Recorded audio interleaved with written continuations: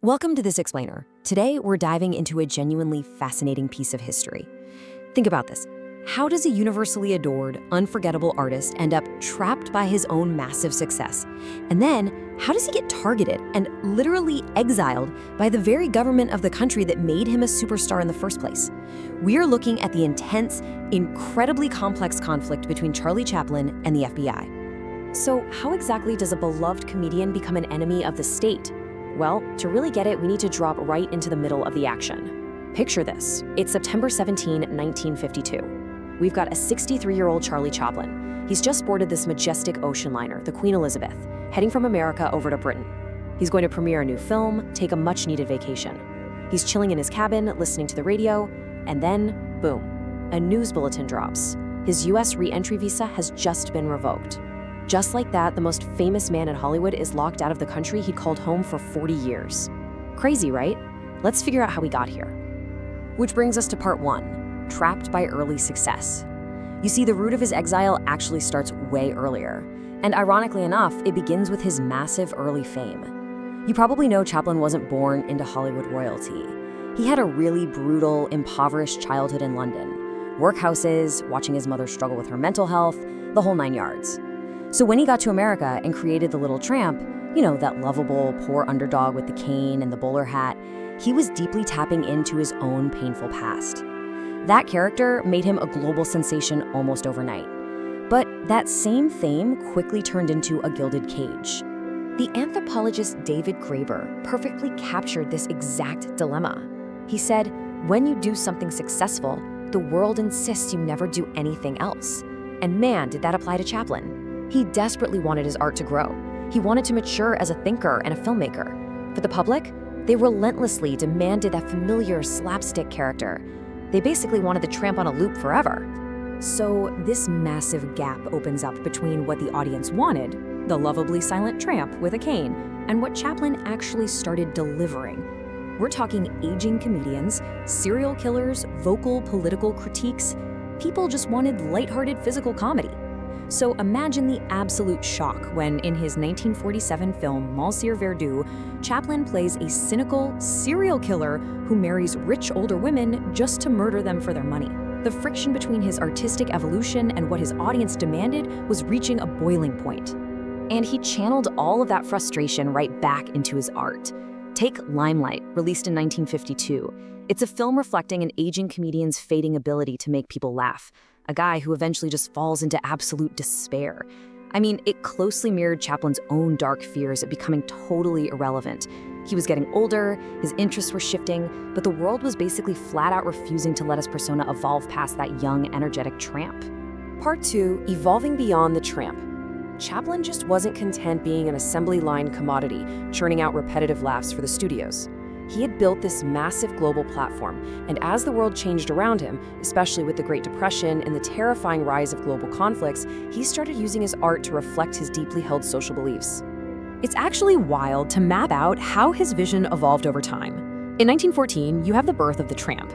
But jump ahead to 1936 with Modern Times, and suddenly he's actively critiquing the crushing, dehumanizing weight of fast-paced industrial capitalism on the working class. By 1940, in The Great Dictator, he goes even further, delivering a direct anti-fascist speech mocking Adolf Hitler. And by 1947, like we talked about, he's doing pitch-black dark comedy in Monsieur Verdoux. The silent clown had absolutely found his voice, and let me tell you, it was loud. And he used that voice in ways nobody had really seen before. Think about breaking the fourth wall, when an actor drops their character to directly address the audience, completely shattering the illusion of the film. It's a huge cinematic choice. Well, in a groundbreaking moment at the very end of The Great Dictator, Chaplin did exactly that. He looked straight down the camera lens and delivered this incredibly passionate, politically charged speech, pleading for humanity, liberty, and peace. It was just a stunning example of an artist using their medium for direct political critique.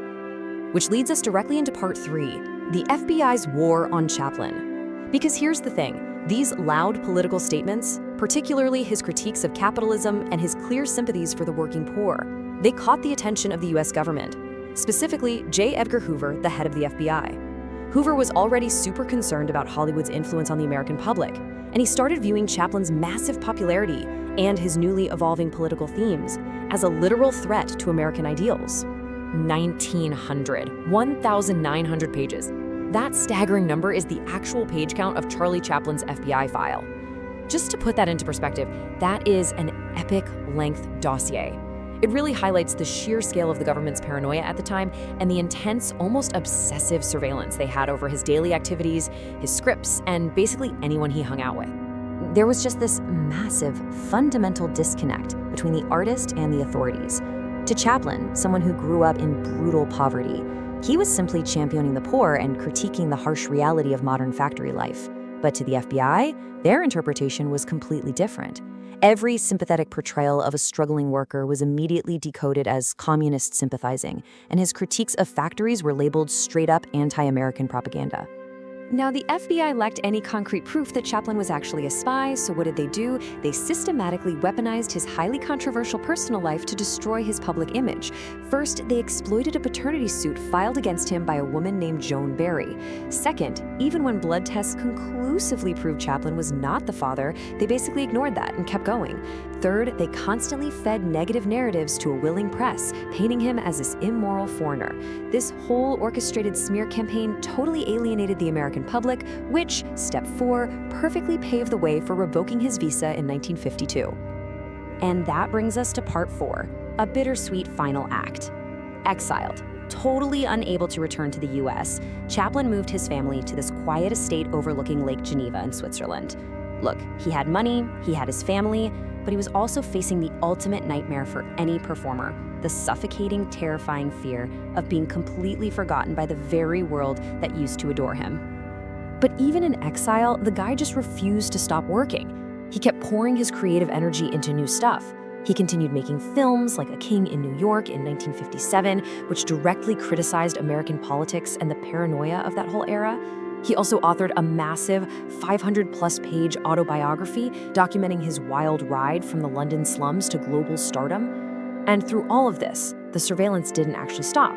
He endured ongoing monitoring because the FBI had teamed up with Britain's MI5 to keep tabs on him across the Atlantic.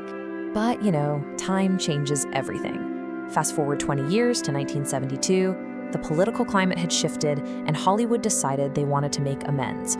Chaplin was invited back to America to accept an honorary Academy Award. He was terrified. He really thought the public would have forgotten him, or worse, that they'd protest him. Instead, when the 82-year-old Chaplin walked out onto that stage, he received a 12-minute standing ovation. 12 uninterrupted minutes. It still holds the record.